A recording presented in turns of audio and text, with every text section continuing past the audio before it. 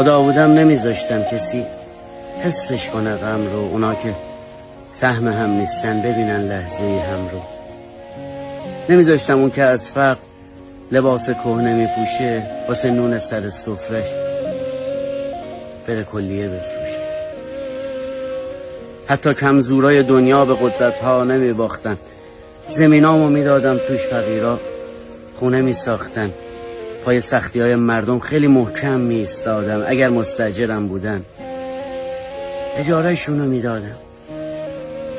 اگه جای خدا بودم بیشتر دنیا رو میدیدم، غم و غصه مردم رو شاید بیشتر میفهمیدم. میگفتم هیچکی محتاج نیست تا وقتی من خدا هستم. بدهی ها رو میدادم، در زندان رو میبستم.